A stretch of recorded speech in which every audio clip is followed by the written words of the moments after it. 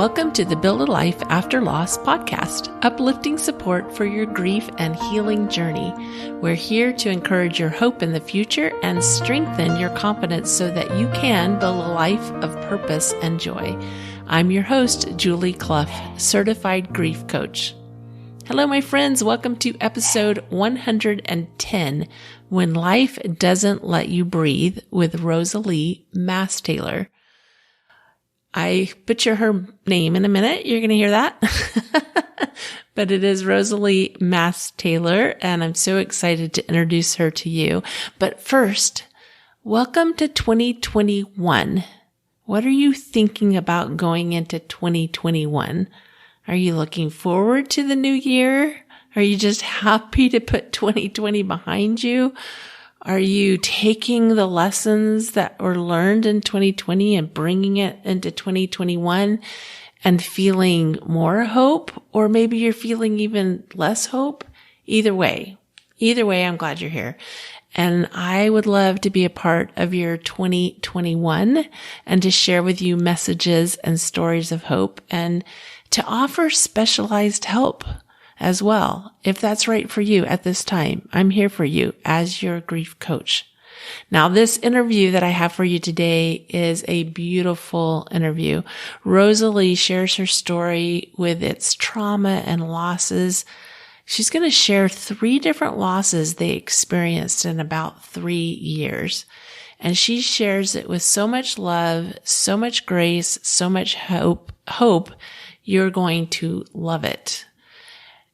Some of the things that I took away from our interview, some of the things that I want you to listen for, is how unique each of our circumstances are and how we have to own our story, like how you have to own your story and the unique circumstances of your story.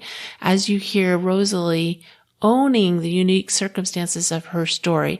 She even shares how her experience was different than her husband's experience. The next one that really stood out to me is the miracles in our story.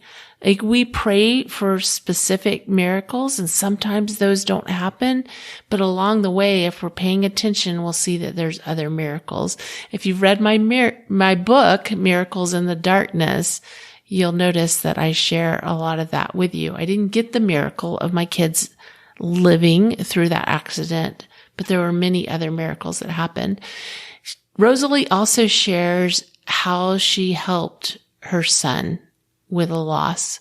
And I feel like that her sharing that part of the story is super important as we help our children through losses. Either they're experiencing specific loss for themselves or they're experiencing the loss that occurs because of circumstances in their life. And the idea of getting support, listen for the support that Rosalie proactively sought and also that she accepted support from the people around her. Another thing that really came out in this interview was dealing with the what ifs, dealing with the things that we want to argue with about what happened. How do we deal with that? And lastly, the power of prayer. A few different times through the interview, Rosalie talks about prayer and how that helped her and what she learned from that. Okay, let's dive right into the interview. I'm thrilled to have Rosalie Mastaler. Yes. Okay, I'm going to get it right. We were just talking about that. It's Rosalie Mastaler. I'm so excited to have you on the show today to share some of your experiences with loss and some that we'll all relate to and some that will, be kind of new experiences for people to hear that actually create grief. So tell us just briefly, just a little bit about yourself, and then we'll go right into it. Well, first of all, thank you for having me. I really appreciate the chance to share our story. And just a little about me. We're currently living in Texas, grew up in Southern California. and I have three little boys. I wish I could say all of them were little. They're still little in my mind, but my oldest is 10, middle is 7, and the youngest is 3. And I am a stay-at-home mom, but I also do a lot of stuff on the side. I teach music and craft and just fun stuff like that. Wow, very fun. We have a lot in common. Where in Texas are you? Central Texas, Central Texas. near Austin. Oh, okay, fun. Yeah, we lived in Dallas for a while, and then we lived in Houston. Up until 2015, we lived in Houston. So I love Texas. So I appreciate that. And I also taught music, and I also really enjoyed crafts. And that was kind of my social circle, was the crafting world. So yeah, that's really fun. So tell us a little bit about, I know this involves your oldest son. Tell us a little bit about your story, kind of what happened, and we'll just start there. Sure. In 2015, my son was attacked by my husband's police dog. It was the dog that lived with us. He was with my husband all the time, and we had him for about a year, and we don't know exactly how it happened, but he walked into the backyard and the dog was out, and the dog attacked him. It mangled his leg so badly that they had to amputate it. And that set us on a very long and challenging recovery of trying to get him to walk again and also heal from the trauma and adapt to a very, very new life. Yeah, I can't imagine what that must have been like for you and your family. My word. So this happened kind of like in the middle of the day, and then tell us a little bit about like how that happened, like how, what the first response was, where you went. So I was gone, which I feel like adds a whole new level, because I think that was really hard for my son because his mom wasn't there. And after the fact, that's what he questioned the most, was why weren't you there? And had that fear of, oh, mom leaves and something happened to me. So I was gone on an errand. And so it happened while my husband was home, and he was actually taking a shower at the time that the attack happened.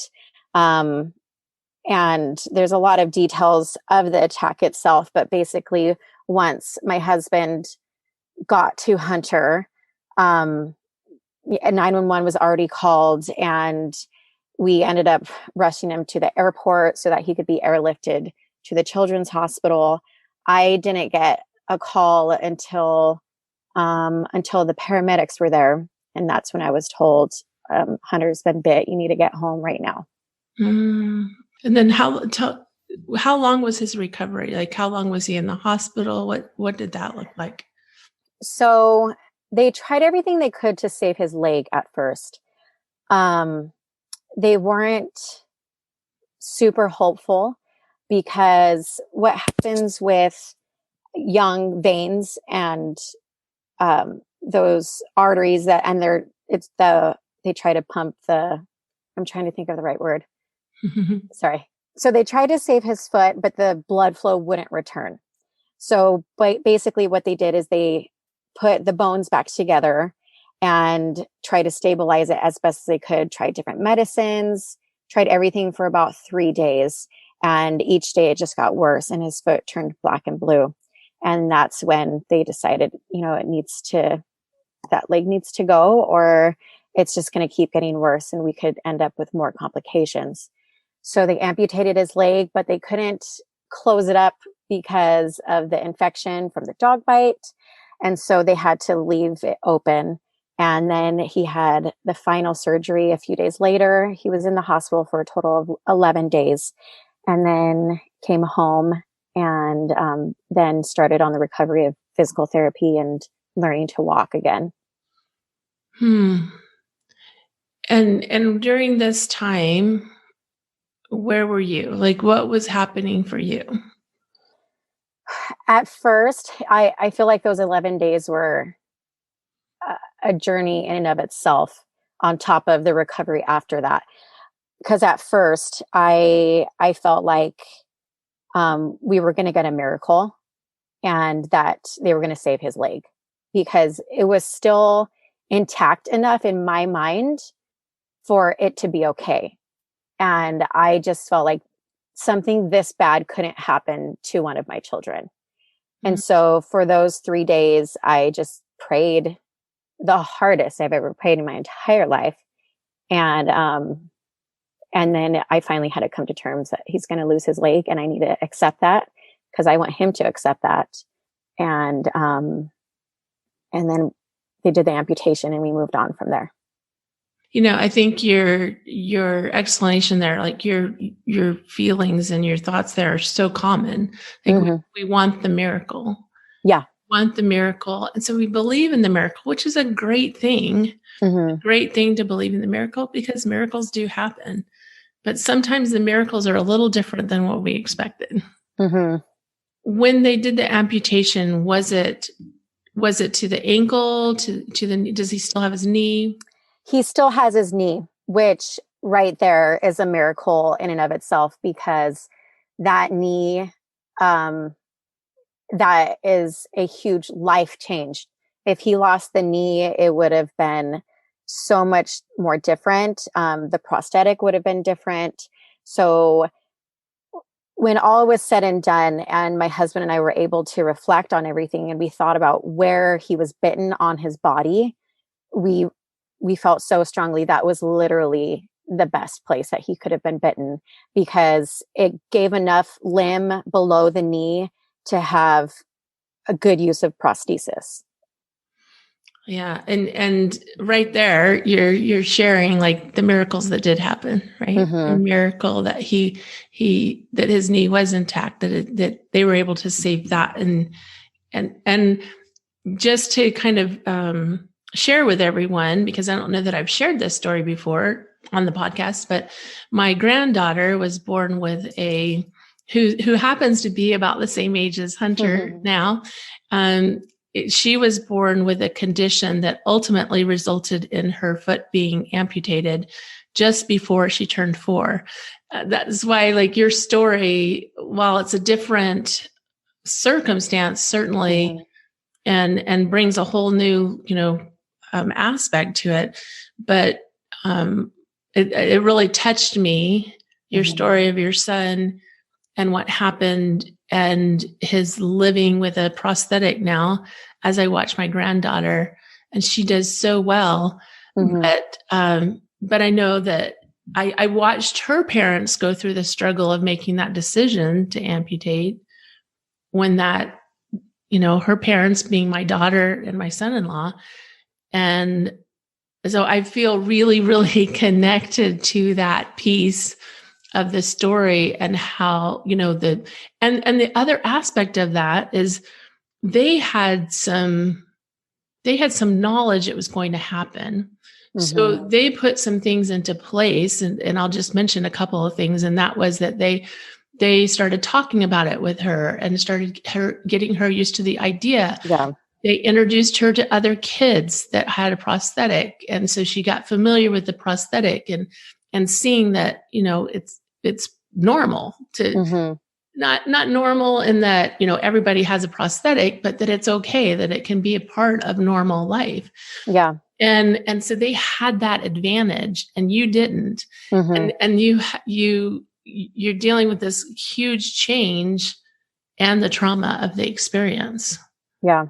So what happened when you got home?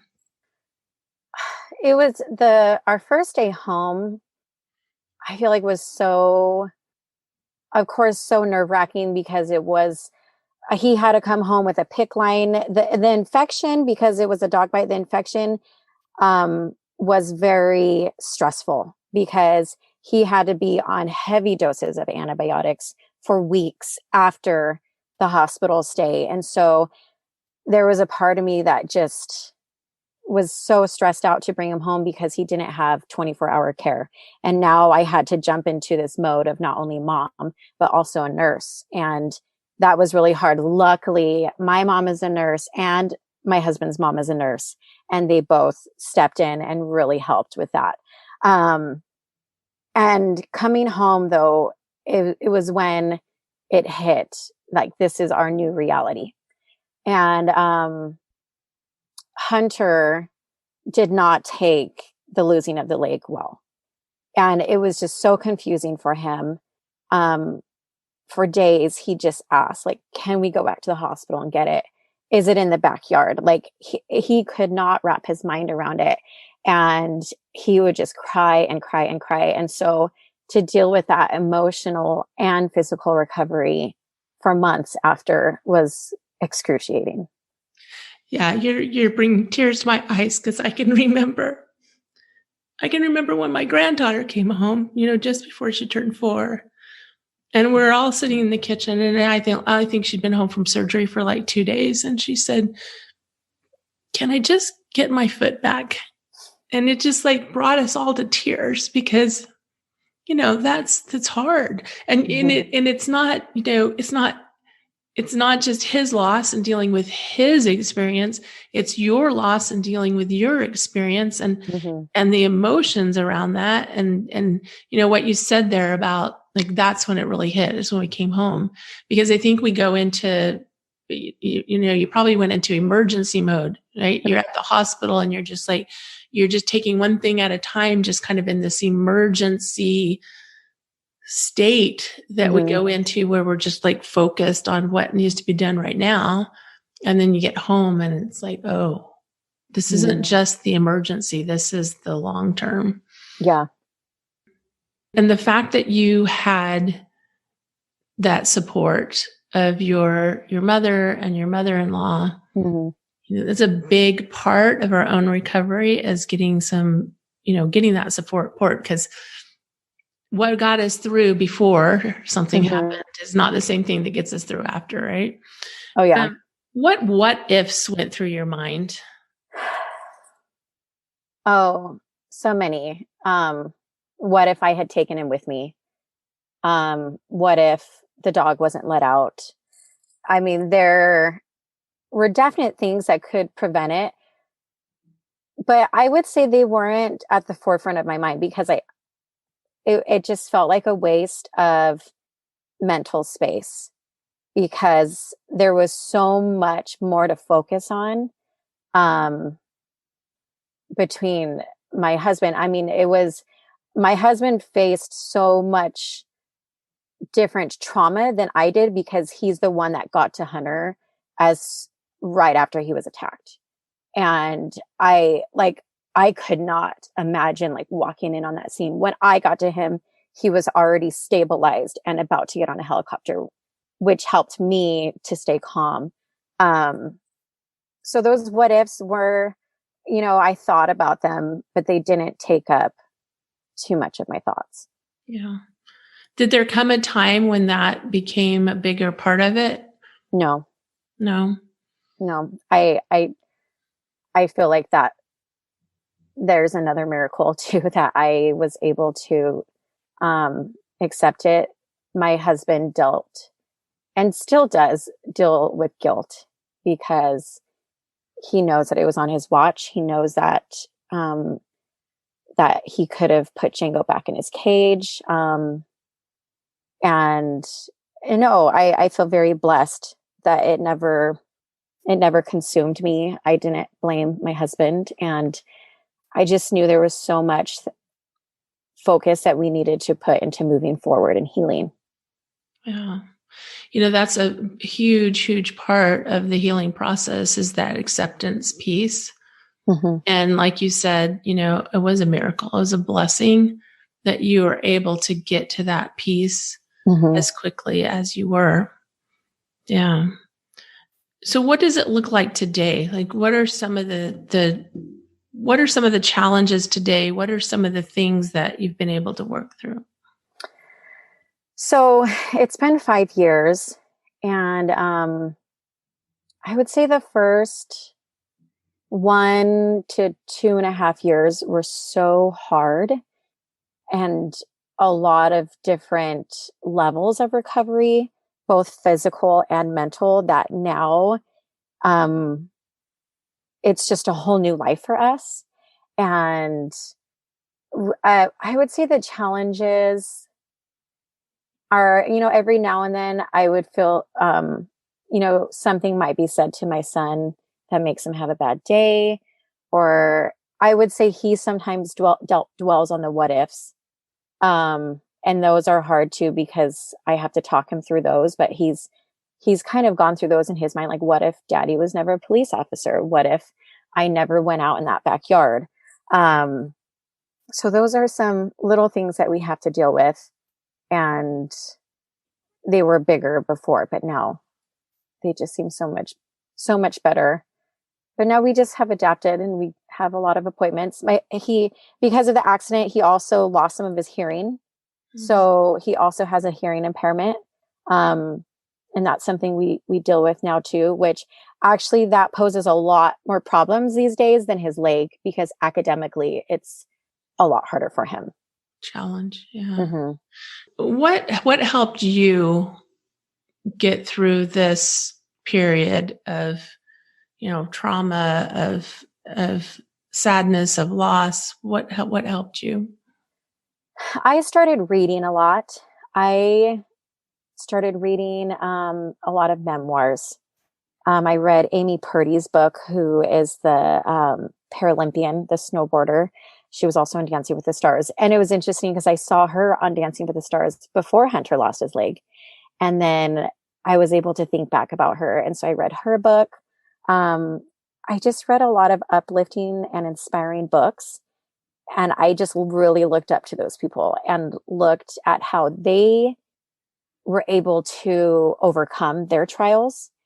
So that helped a lot. Community really helped a lot. We take Hunter to camps, and they are one camp in particular, which is Camp No Limits, is very family centered, and they like, the parents to talk to each other and to help one another if needed. And then the siblings even get together and they have like their own little support group, which is extremely important. And then the amputees get together by age and gender and everything. And so, the community has helped a lot, and just seeing what is out there and all the resources, camps and events and clinics and everything. Yeah. So you're proactive in the Mm-hmm. process. Mm-hmm. That's what I'm hearing, proactive in finding the support for you, for your family, for your son, proactive in reading things that were inspiring. So huge. Unfortunately, right now, it feels like the things that are not inspiring, the things that are more discouraging are more easily accessed because of, just the easy access to, like, say, Facebook, and people just going on and, complaining, I guess maybe is the best way to put it. And we can really get kind of sucked into that, but just really you were looking forward, like you were able to create a vision for yourself of what was possible for your son by reading these memoirs and being so proactive. So yeah, that's great. Now, as we were talking before we went live, you mentioned that there were some other things that happened in, I think you said, like a 3-year period. So this wasn't the only loss you guys experienced. It wasn't the only hard thing that happened. Share a little bit about that. So when Hunter was almost 2, we lost our baby. It would have been our second child. And when I was about 16 weeks pregnant, my doctor spotted something and realized that something was wrong. And after a few weeks of going to a specialist and getting some tests done, we found out that she had Turner syndrome, which is a chromosomal defect, and that it was just a matter of time before she passed away. What was that like? That was probably one of the darkest times of my life. To carry a baby that I knew I would never be able to raise was really hard. At the same time, I was grateful that I was still carrying her. And then when I delivered her as a stillborn and went home without a baby, I did get to go home to Hunter, which was a huge blessing, because I just remember coming home and just hugging him and being so grateful that I was a mom. and that I had him to help me through. But that was the first time in my life where I was just so sad and so unhappy that I realized happiness is a choice. And if I'm going to be happy, I need to choose to be happy, and I need to figure out what that's going to look like. And I think that really, really helped me when Hunter lost his leg, because I was able to get through that dark time. And I also remember praying and just begging God to not let me go through something hard again, because it just hurt so much. And I just remember getting the answer to that prayer. And the answer was, have faith, continue to have faith. And at first I'm like, no, I know what that means. Like, I don't want to have, I have faith. I have faith, but I don't want to have faith that I'm going to be able to get through something again. Cause that's how I just knew what that meant.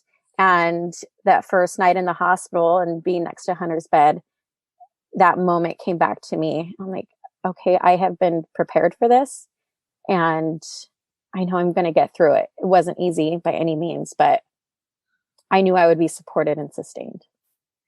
Wow, that is so beautiful. 100%. Just that realization, all that understanding that you received during a really difficult heart. I can't imagine I mean, just the thought of carrying a baby, knowing that she wasn't going to survive. Mm-hmm. What a difficult, challenging time. And then to have all of this understanding that came from that, understanding of like the sadness and the darkness, and that things can get better, understanding that, God's there and you have faith and you can move through. It doesn't mean it's going to be easy, but it's possible. It's possible to move through. And then something else happened. What else happened after that?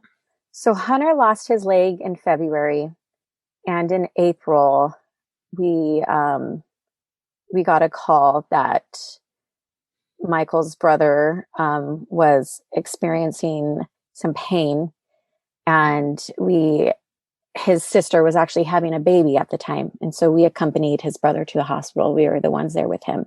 And he was married and his wife was there. And then my husband's other brother was there. And that's when we got the news that he had cancer. Mm-hmm. And part of me was like, okay, he was in his early 20s and it was testicular cancer. And like, okay, like he's going to get through this, but he might die. And because it's cancer, like that's one of the scariest words I think anybody could hear.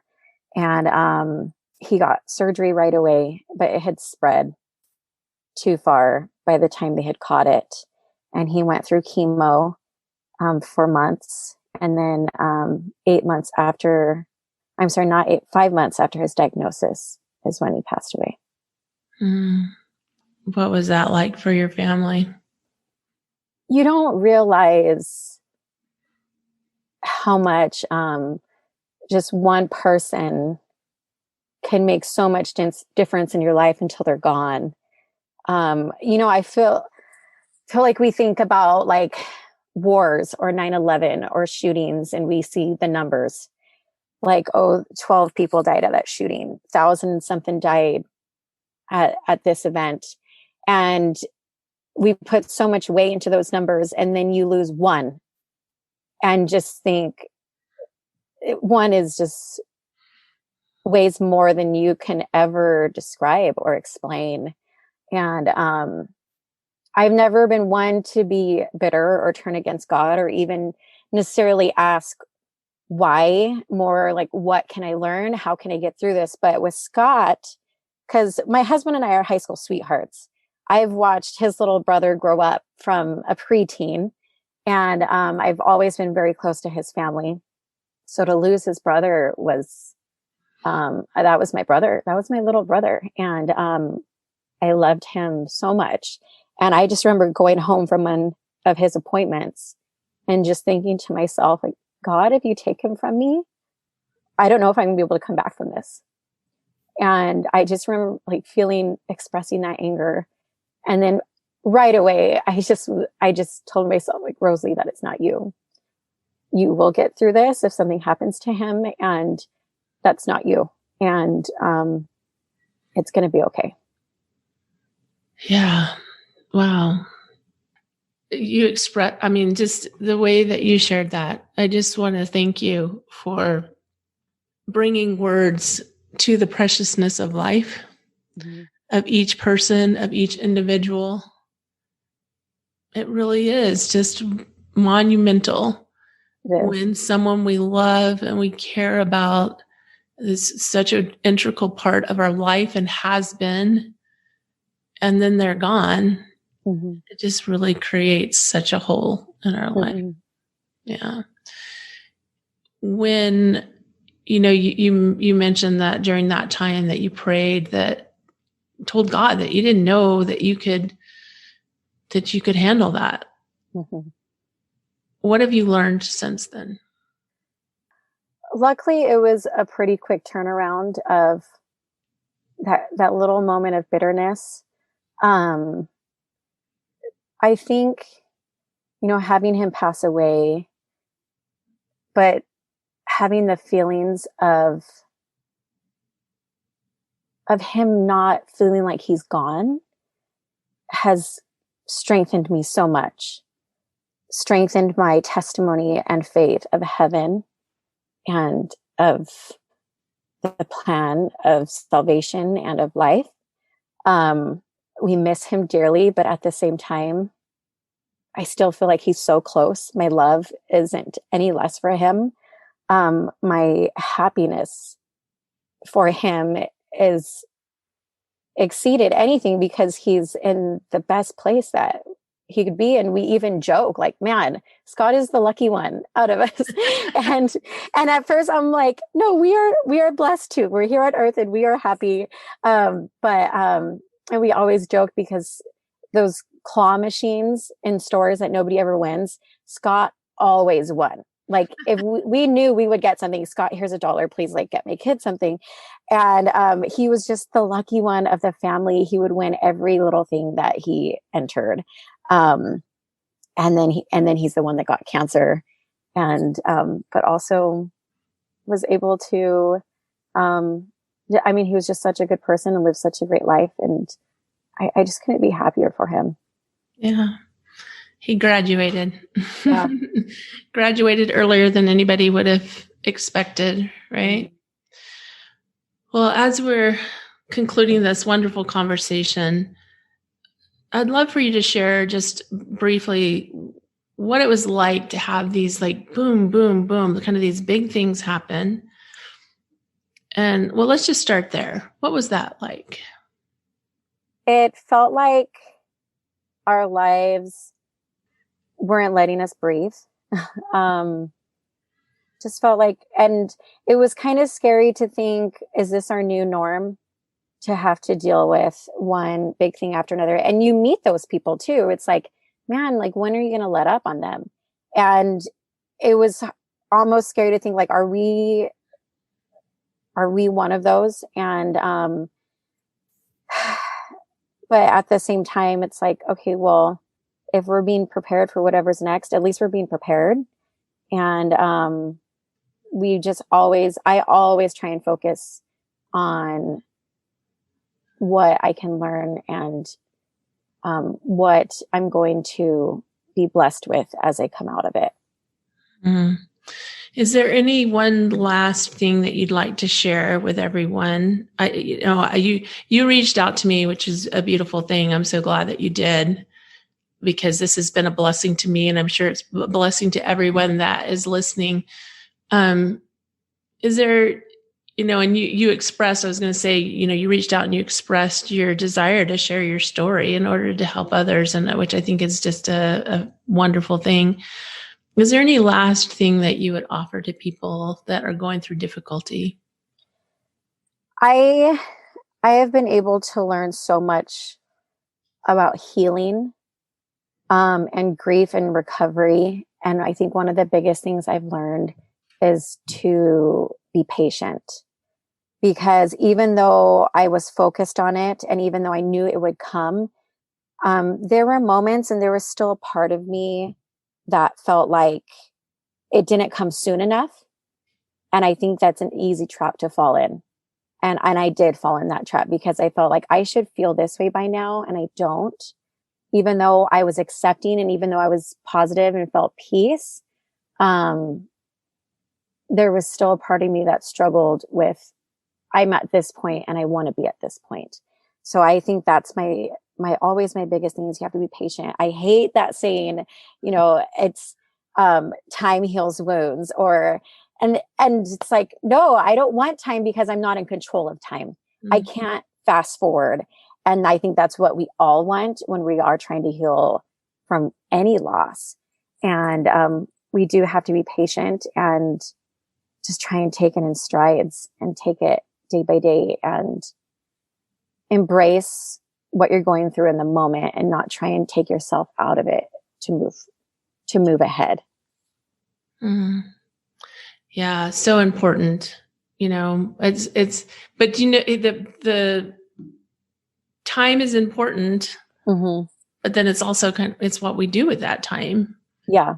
And you put yourself in a position for healing by getting the support that you needed, by looking for the uplifting messages that were out there, by being able to create a vision for the future, mm-hmm.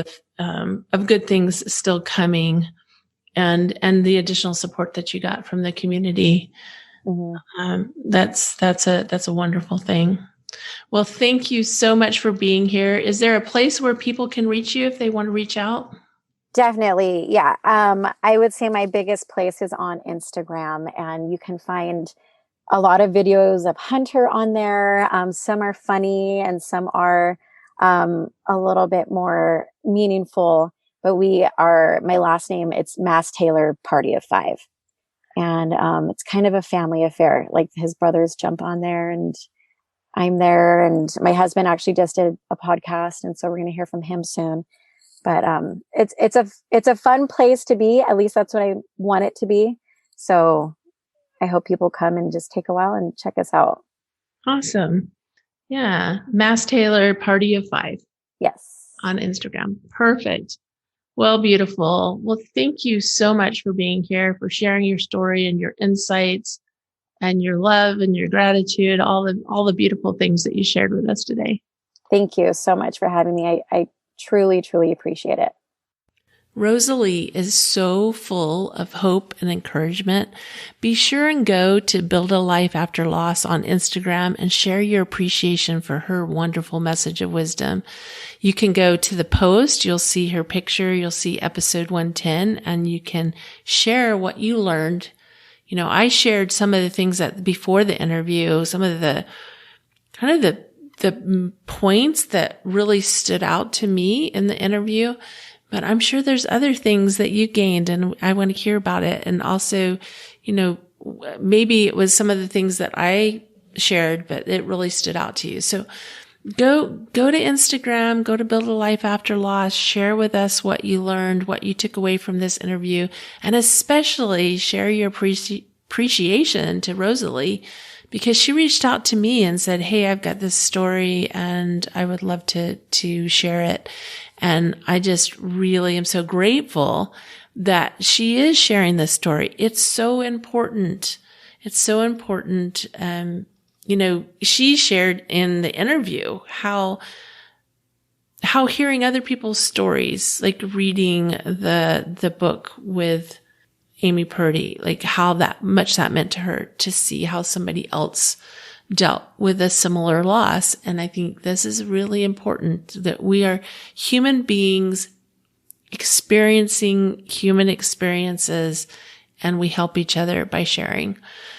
Also, you can find Rosalie on Instagram at Mastaler Party of 5. And that link and the other links are in the show notes. There's no accident that you are here. Like, there's none. If you read my book, you know that a few years ago, I felt inspired. I felt truly called. I don't even know how to describe it. But I knew I was supposed to do something, I was supposed to do something with my story to help others who were suffering with loss like I had. Like it was a journey to figure out what that was. But here I am now, trained as a grief coach, offering how I went from being an absolute puddle on the floor, unable to manage my own life, to living a good life full of hope and love and good things. Like it's a miracle. And this didn't happen overnight. Yes, time is involved, but there's more than just time involved. I can't tell you how many times over and over and over again I read, especially on Facebook, on these groups where people say it's been 10 years and it was like it was yesterday. They're still in that same amount of pain. And if you're dealing with that, if it's been a year, 2 years, 3 years, 5 years, 7 years, 10 years, it's okay that you're exactly where you are, but is it where you want to stay? Like, do you want that to be your story? That you were in pain for 10 years, for 20 years, for 30 years, that you stayed in pain the rest of your life? It's a miracle that I find myself where I am and I can see the path that got me from where I was to where I am now. And I offer that to you. I offer you that same encouragement. If you're looking for what to do next or how to rebuild your life, you are in the right place. Again, I'll mention that I offer a free call. Like all you have to do is click on the discovery call link and schedule a time and we'll talk and we'll see how it fits. The other option is on Thursday. I want you to put this on your calendar. On Thursday, January 14th at 2 p.m. This is Mountain Time. Join us for a free webinar. It's totally free. Healing Your Grieving Heart. Now, you're going to say to yourself, I don't need to go to this webinar because I listen to the podcast. I'm getting what I need from the podcast. Okay, I get it. But in webinar form, when you can see the pictures where I can draw it out for you and kind of show you what's next, it's 30 minutes of goodness to help you on your way to starting 2021 to be your healing year. I know you have a lot going on, but you are important. Your healing is important. Make it a priority. Quit putting off the things that will help you. Quit putting those things off. Register. When you register, we'll send you the replay if you're unable to join us live, because I get it. You have kids to homeschool, you have kids to pick up from school, you have dinner to prepare, you have jobs to be at, all the things. I get it. But don't keep putting yourself on the back burner. It's time to make yourself and your healing and your happiness a priority. Think about how much better and easier everything else in life is going to be if you figure out your healing, if you figure out your happiness. So if you're feeling frustrated with your grief, or you're not sure what to do next, or you just want that extra little boost of what to do next, and you just want to feel like someone understands, because I do, like I understand, then go click the link in the show notes and join us on January 14th at 2 p.m. Mountain Time. Because grief is hard. I know it is. But it's also possible to heal, and you can make great progress in your healing in 2021. More progress than you have any idea is available to you. You have so much progress available to you in healing your heart. You really can. You really can heal your heart. I believe in you. Like I tell you that every week because it's true, and I've got you. So have a wonderful week. Go click the link. And remember, again, I'm going to remind you, I do. I believe in you. I believe in you. I believe in your healing. Love you. Bye.